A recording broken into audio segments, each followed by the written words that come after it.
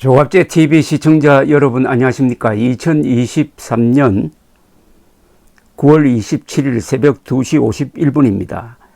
이재명 더불어민주당 대표에 대한 구속영장이 오늘 새벽 기각됐습니다.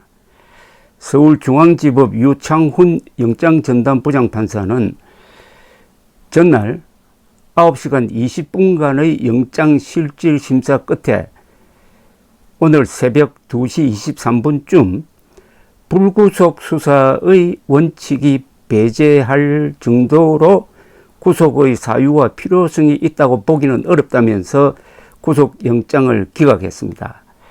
의왕시 서울구치소에서 영장심사 결과를 기다리던 이재명 대표는 석방되었습니다.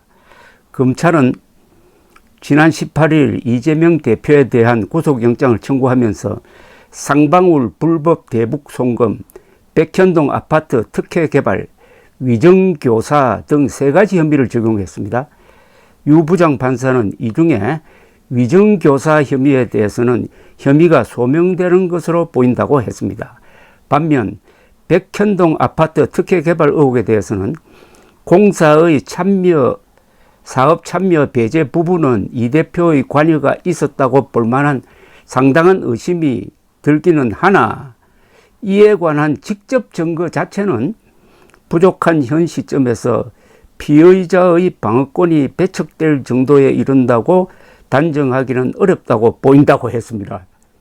완전히 횡설수설입니다.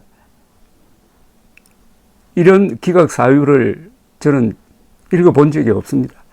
쌍방울 불법 대북 송금 의혹에 대해서도 현재까지 관련 자료에 의할 때 피의자의 인식이나 공모 여부, 관여 정도 등에 관하여 다툼의 여지가 있다고 했습니다.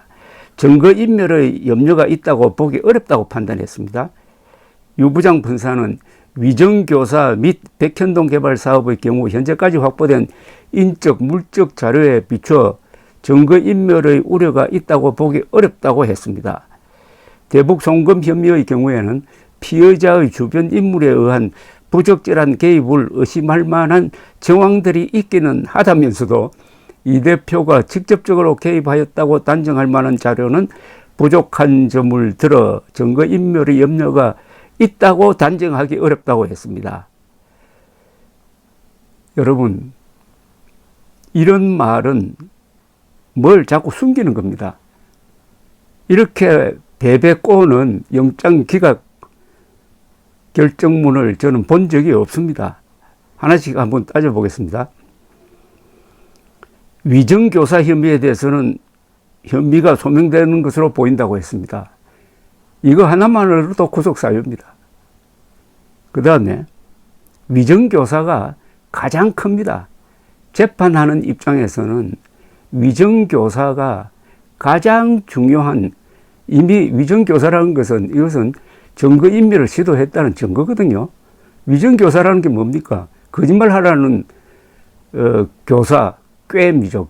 꾀이든지 아니면 뭐 유혹한다든지 이런 건데, 백현동 아파트 특혜 개발 의혹에 대해서 공사의 사업 참여 배제 부분은 이 대표의 관여가 있었다고 볼 만한 상당한 의심이 들기는 하나, 의심이 들면 이것도 구속사유입니다. 공사를 사업에서, 경기개발공사를 사업에서 배제한 이유는 민간업자에게 어마어마한 1,300억 원 상당의 특혜를 주기 위한 것이거든요. 요걸 이 대표가 관여했다면 요거는 구속이 배임 혐의의 구속이 확실합니다. 그런데 해놓고 의심이 들기는 하나 이래 해놓고 직접 증거 자체는 부족한 현 시점에서, 아니 직접 증거 부족하지도 않을 뿐만 아니라 어마어마하게 많고 이것을 확정짓는 것은 재판 과정을 통해서 대법원에 가서 확정짓는 겁니다.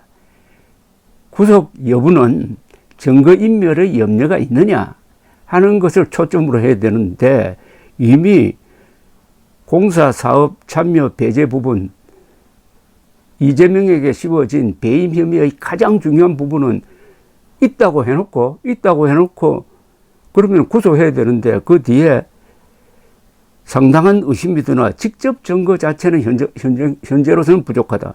직접 증거는 재판을 해가지고 드러날 것이고, 지금은 증거인멸의 위험이 있다.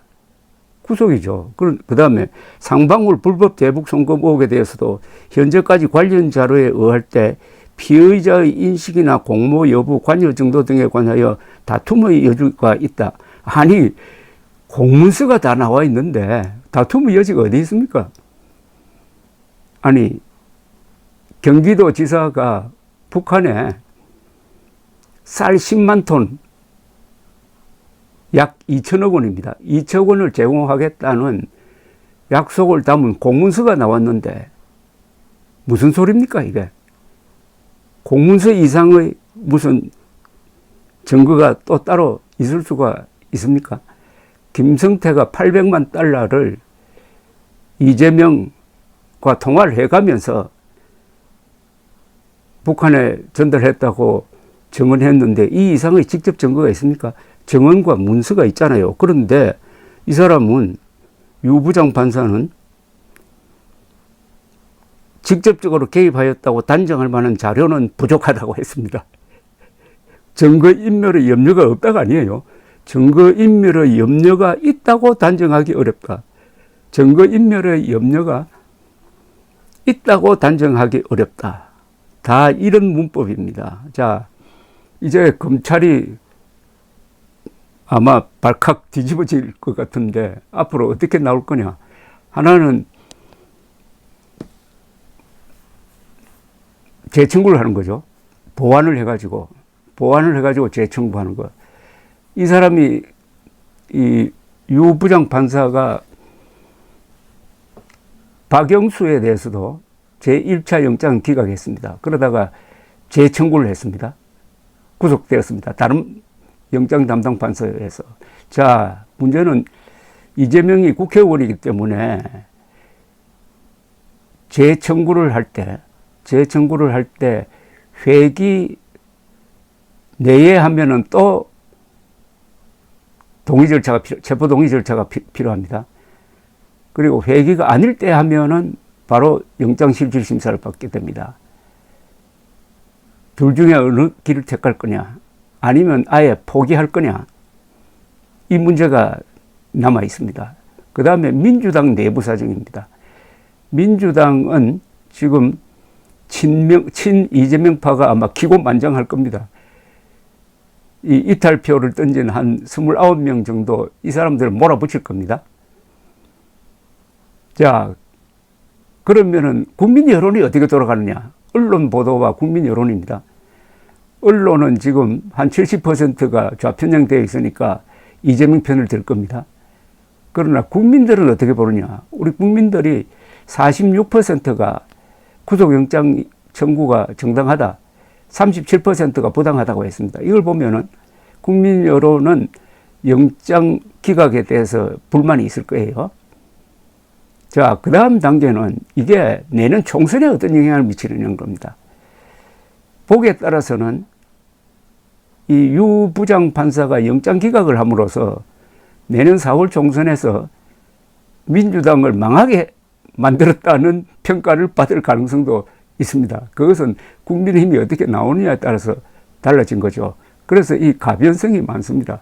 그런데 넓게 보면은 이것은 영장이 기각될 수 없는 상황이었습니다. 제일 중요한 게 국회의 체포 동의 가결입니다. 벌써 국회가 이 사람은 구속감이다 하는 일종의 정치적 결단을 한 거죠. 그 다음에 지금 관련 백현동하고 대북 송금 사건 관련해가지고 관련자 또는 종범이 합쳐서 한 20명이 이미 구속됐습니다. 아니, 그 사람은 왜 구속됐습니까? 그 사람은 종범인데, 종범 20명이 구속됐는데 주범격인 이재명은 구속이 안 된다고 하면은 이 유 부장판사는 그걸 어떻게 설명을 하겠습니까? 종범 구속된 게 다 억울하고 그 구속영장 발부한 판사들이 다 잘못됐다는 겁니까? 이걸 어떻게 설명할 겁니까? 한 사람의 이 돌출 영장 기각이 결국 어떤 결과로 이어지느냐 하는 것은 지금 예단하기 어렵습니다만은 하나는 확실합니다.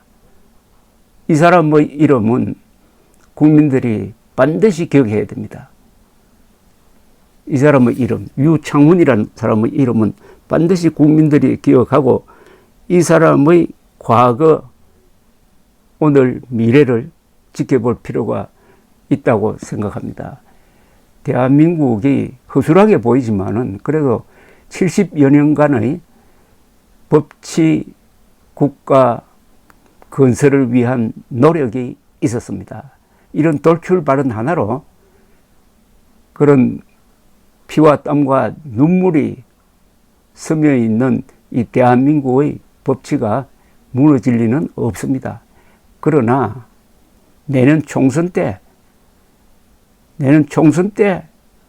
국민들이 이재명을 심판해야 됩니다. 내년 총선 때 국민들이 배심원 자격으로 어떤 결단을 내리느냐, 그때 오늘 있었던 영장 기각이 어떤 영향을 미쳤느냐 한번 비교해 보면 아주 재미있을 겁니다. 대한민국은 전진합니다. 감사합니다.